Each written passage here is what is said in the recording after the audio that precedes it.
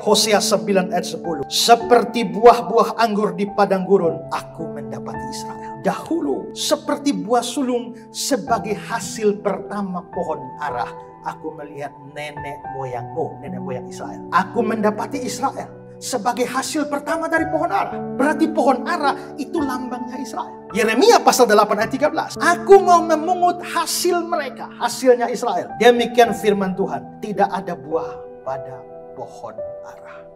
Berarti pohon ara lagi-lagi ada simbol Israel.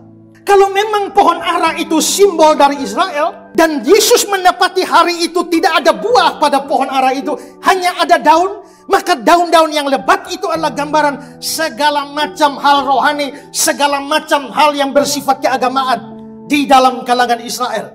Ingat, mereka bangsa pilihan Allah yang ditandai dengan sunat. Mereka mempunyai hukum Taurat yang mereka mempelajari mati-matian. Bahkan mereka adalah yang namanya ahli Taurat. Saudara tahu ahli Taurat itu kerjanya apa? Kerjanya hari-hari hanya belajar Taurat.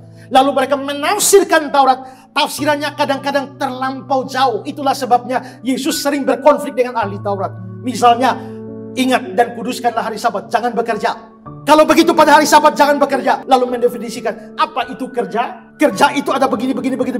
Lalu mereka simpulkan namanya membawa beban, artinya kerja. Apa itu beban? Lalu mereka definisikan beban itu.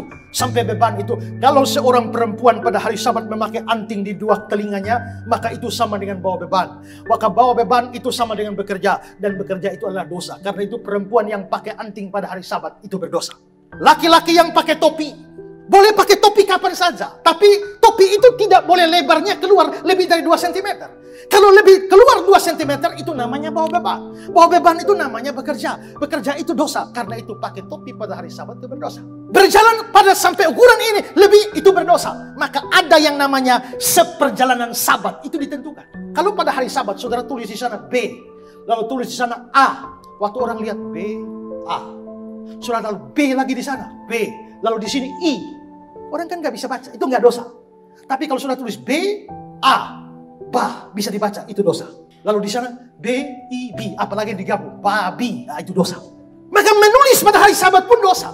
Kalau dia menulis di pantai, sehingga datang ombak, meniupkannya atau menggilas pasir, sehingga tulisannya hilang, tidak dosa. Tapi kalau tulisannya di batu, itu dosa. Maka itu ahli Taurat kerjanya seperti itu. Maka mereka mempunyai 614 peraturan yang tidak boleh dilakukan pada hari Sabat. Misalnya, makan telur, itu tidak dosa. Tapi makan telur yang dikeluarkan ayam pada hari Sabat, itu dosa. Terlalu banyak peraturan. Itulah sebabnya orang sengsara dengan hukum Taurat. Karena itulah Yesus bilang, marilah kepadaku semua yang letih lesu dan berbeban berat. Itu bukan soal masalah beban hidup. Masalah terbeban berat karena hukum agama yang terlalu menekan mereka.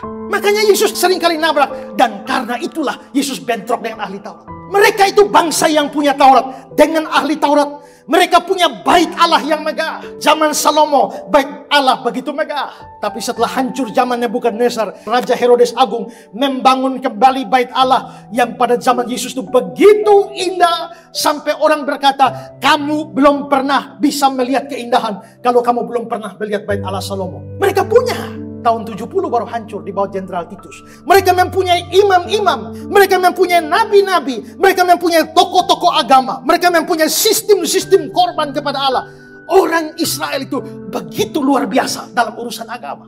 Bandingkan dengan kata-kata Paulus dalam Roma 9 ayat 4 dan 5. Sebab mereka adalah orang Israel.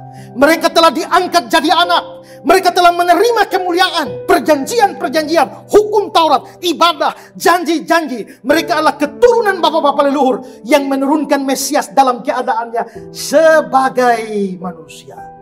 Dengan kata lain, dari sisi agama, luar biasa orang Israel. Tidak ada bangsa di dunia yang bisa disetelahkan Israel di dalam urusan keagamaan. Maka dengan kata lain, tadi simbol mereka adalah pohon ara. Tapi begitu melihat semua ritual agama mereka, boleh dikatakan daun-daun pohon ara itu luar biasa lebatnya. Mereka begitu hebat. Mereka mewarisi janji-janji. Semua nubuat ada di dalam perjanjian lama untuk datangnya Mesias. Tidak ada kitab suci agama manapun yang mengandung begitu banyak nubuatan. Tapi anehnya, heran bin ajaib, mewarisi seluruh janji, seluruh nabi, seluruh sistem korban. Tapi begitu Yesus datang, kok tidak terima? Roma 10, saudara-saudara, kata Paulus, keinginan hatiku dan doaku kepada Tuhan ialah supaya mereka diselamatkan. Kalau begitu sudah selamat belum? Keinginanku supaya selamat. Sudah selamat? Belum. Kalau begitu Israel waktu itu tidak selamat. Tapi lihat ayat 2. Sebab aku dapat memberi kesaksian tentang mereka.